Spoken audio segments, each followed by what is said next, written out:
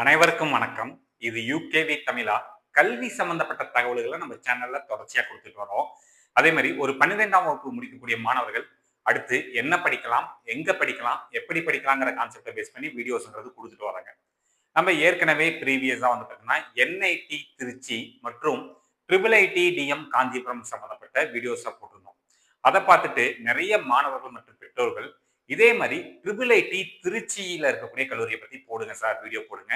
அதுல என்னென்ன டிபார்ட்மெண்ட் இருக்குது, என்ன ரேங்கிங்ல வர்றாங்க, மற்றும் ஒவ்வொரு டிபார்ட்மெண்ட்லயும் சேர்றதுக்கு என்ன ரேங்க் வாங்கியிருக்கணும் அப்படிங்கிற தகவல்கள் குடுங்கன்னு சொல்லியிருந்தாங்க. ஸோ அத பத்தின விஷயங்கள் தான் இந்த வீடியோல சொல்லப் போறேன். முழுமையான தகவல்கள் வேணுங்கிறவங்க இந்த வீடியோவை ஸ்கிப் பண்ணாம பாருங்க. ஸோ இந்த triple IT Trichy, triple IT கேட்டகரியில வரக்கூடிய இந்தியாவுல இருக்கக்கூடிய ஒரு மத்திய அரசோட கல்வி நிறுவனம் நம்ம தமிழ்நாட்டுல திருச்சிராப்பள்ளிங்கிற இந்த ஊர்ல இருக்குங்க. இந்த கல்லூரி எப்ப ஆரம்பிக்கப்பட்டது அப்படின்னா 2014வது வருஷம் இந்த கல்லூரி வந்து ஆரம்பிச்சிருக்கிறாங்க. பட் இந்த கல்லூரி வந்து என்ஐஆர்எஃப் ரேங்கிங்ல வரல. இப்ப இதே வந்து நீங்க ஐஐடி மெட்ராஸ் எடுத்தீங்கன்னா என்ஐஆர்எஃப் ரேங்கிங்ல ஆல் இந்தியாவில் நம்பர் 1.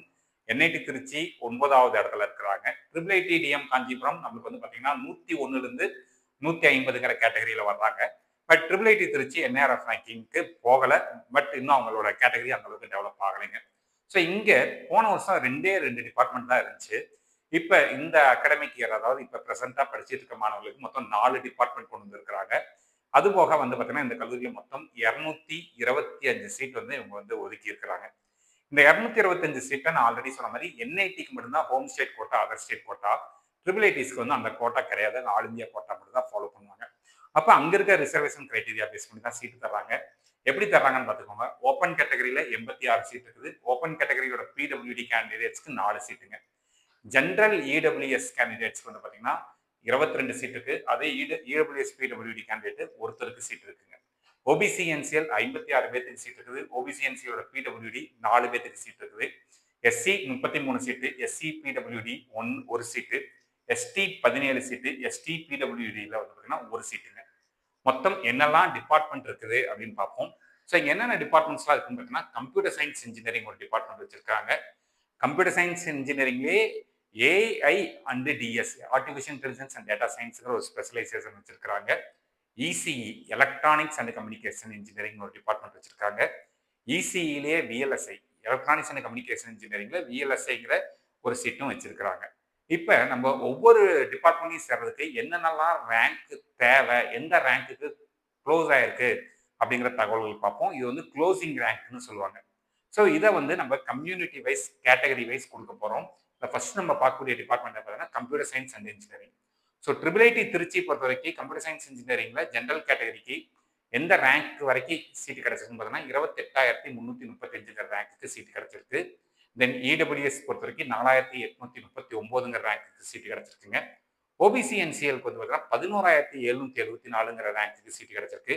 எஸ்சி 4,616 மற்றும் ST 3,125 rank seat கிடைச்சிருக்குங்க.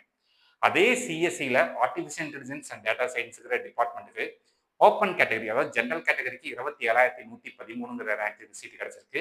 EWS 4,914, OBC NCL 11,235, SC 4,988 மற்றும் எஸ்டி 2,503க்கு சீட் கிடைச்சிருக்குங்க. அடுத்த department ECE, electronics and communication engineering. Open category, general category 38,827 ரேங்க்கு சீட் க்ளோஸ் ஆயிருக்கு.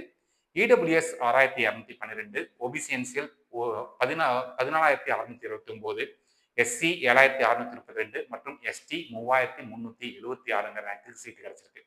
ஸோ இந்த ரேங்கிங் எல்லாமே பார்க்குறப்ப நான் ஒரு விஷயத்த ஒவ்வொரு வீடியோலையும் திரும்ப திரும்ப சொல்லிட்டு இருக்கேன். ஏன்னு பார்த்தீங்கன்னா, இது நிறைய பேர் வந்து இது வந்து கம்யூனிட்டி ரேங்க் நினைச்சிருங்க. இது வந்து கம்யூனிட்டி ரேங்க் கிடையாதுங்க.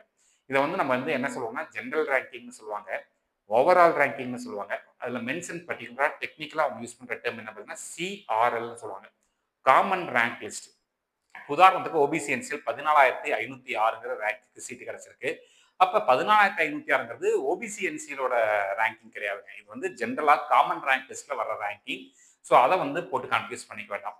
தென் ஃபைனலா இசிஇல விஎல்எஸ்ஐங்கிற department, general category 32,763, EWS 6,055, OBC NCL 14,506, SC 7,246 மற்றும் எஸ்டி 3,528ங்கிற ரேங்க்குக்கு நம்மளுக்கு வந்து சீட்டுங்கிறது க்ளோஸ் ஆயிருக்குங்க.